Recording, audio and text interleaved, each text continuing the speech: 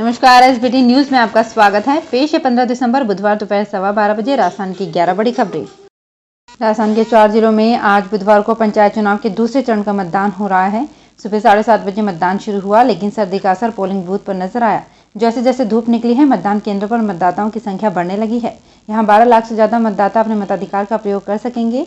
इनमें से 6,68,514 पुरुष, 6,04,382 महिला व 15 अन्य मतदाता हैं। दूसरे चरण में 12 पंचायत समितियों के 240 वार्ड और उनसे संबंधित जिला परिषदों के निर्वाचन क्षेत्र के लिए चुनाव होंगे। पंचायत समिति सदस्यों के लिए 827 उम्मीदवार चुनावी मैदान में हैं, जबकि 2 उम्मीदवार निर्विरोध चुन लिए गए हैं। दूसरे चरण के मतदान के लिए 1580 मतदान केंद्र स्थापित किए गए हैं। कोटा में स्थित प्रदेश के सबसे बड़े अभेड़ा बायोलॉजिकल पार्क का उद्घाटन इसी हफ्ते होगा। मुख्यमंत्री अशोक गहलोत 17 या 18 दिसंबर को 126 हेक्टेयर में बने बायोलॉजिकल पार्क का लोकार्पण करेंगे। अभेड़ा में इंडियन विजिटर्स के लिए 50 रुपए का टिकट लगेगा। स्टूडेंट्स के लिए 20 रुपए का टिकट रहेगा। विजिटर्स को किराए पर साइकिल और गोल्फ कोर्ट की सुविधा भी मिलेगी। एसीएफ अनुराग भारद्वाज ने बताया कि पार्क का लोकार्पण सीएम अशोक गहलोत और वन मंत्री हेमाराम चौधरी की उपस्थिति में होगा। नए साल में प्रदेश के 379 राजकीय महात्मा गांधी अंग्रेजी माध्यम विद्यालयों को 4000 शिक्षक मिलेंगे। इनमें 346 विद्यालय ब्लॉक स्तर पर हाल ही में प्रारंभ किए गए हैं, जबकि 33 विद्यालय ऐसे हैं जहां पर इसी वर्ष से प्री प्राइमरी कक्षाओं का संचालन प्रारंभ किया गया है। करीब 1 महीने पहले शिक्षा निदेशालय के आदेश से ये साक्षात्कार CDEO, DEO और अन्य शिक्षा अधिकारियों की ओर से लिए गए थे। साक्षात्कार के बाद चयनित शिक्षकों के नामों की सूची निदेशालय भेज दिए गए थे। चयनित शिक्षकों के आदेश का इंतजार है।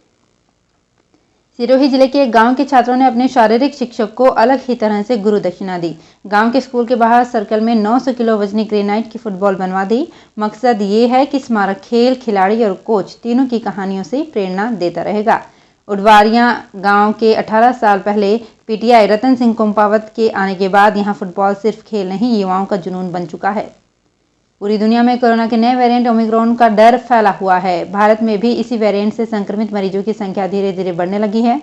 राजस्थान में अब तक इस वेरिएंट से संक्रमित 17 मरीज मिल चुके हैं। कई संदिग्ध मरीजों की रिपोर्ट आना भी बाकी है। कोरोना के इस नए वेरिएंट के खतरे के बीच अब health care worker, frontline worker में वैक्सीन की बूस्टर डोज लगाने की मांग उठने लगी है। ऐसे में इन ग्रुप को बूस्टर डोज दिया जाए या नहीं, इसके आकलन के लिए राज्य सरकार ने एक सीरो सर्वे करवाना शुरू कर दिया है।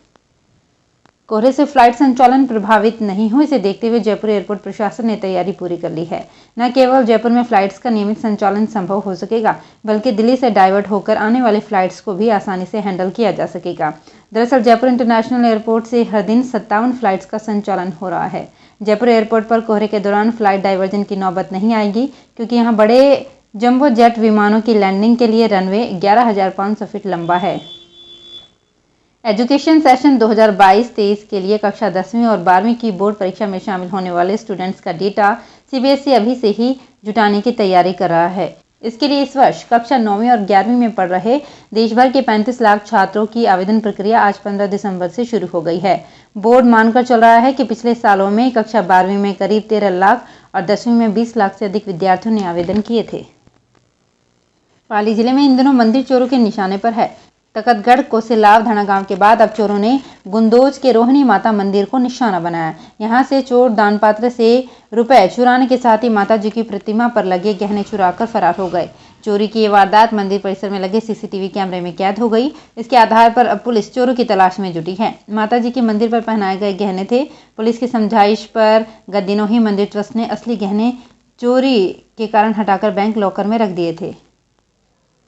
3 साल से मुकद्दस सफर के इंतजार में बैठे जायरीनों के लिए राहत की खबर है। अगले साल होने वाली हज यात्रा के लिए जारी संशोधित गाइडलाइन में ऑनलाइन आवेदन की आयु सीमा को बढ़ा दिया गया है। अब 70 वर्ष से अधिक आयु वाले लोग भी यात्रा के लिए आवेदन कर सकेंगे। इससे पहले कोरोना प्रोटोकॉल के चलते 18 से 65 वर्ष आयु वर्ग के लोगों को ही आवेदन का मौका दिया गया था। हालांकि महामारी के चलते पिछले 3 साल से लगातार यात्रा रद्द हो रही है। राजस्थान के 2 अक्टूबर से मुख्यमंत्री के ड्रीम प्रोजेक्ट के रूप में प्रशासन शहरों के संग अभियान चल रहा है। धीमी रफ्तार को लेकर अफसरों को कई बार CM फटकार भी चुके हैं, लेकिन नेता अलग ही खेल करने में लगे हैं। पिछले 2 माह में ही नगरीय विकास और नगर नियोजन विभाग ने 10 शहरों के मास्टर प्लान ही बदल दिए। 2018 में ही राजस्थान के 183 शहरों के मास्टर प्लान बन चुके थे, लेकिन अब पट्टा वितरण अभियान के बाद बड़े बदलाव रसूख वाले मंत्री, विधायक और नेता करवाने में लगे हैं। कोटा में इंजीनियरिंग तथा आर्किटेक्चर की अंडर ग्रेजुएट सीटों पर एडमिशन के इच्छुक स्टूडेंट को ठगने के लिए ठगों ने CBAB के ऑफिशियल वेबसाइट से मिलती जुलती कई साइट्स बना ली है। इन फर्जी वेबसाइट्स के URL भी सेंट्रल सीट एलोकेशन बोर्ड की ऑफिशियल वेबसाइट से मिलते जुलते हैं। स्टूडेंट को इन फर्जी वेबसाइट से सावधान रहने की आवश्यकता है। एजुकेशन एक्सपर्ट देव शर्मा ने बताया कि इसकी जानकारी सेंट्रल सीट एलोकेशन बोर्ड ने 14 दिसंबर को जारी एक नोटिफिकेशन के जरिए दी है।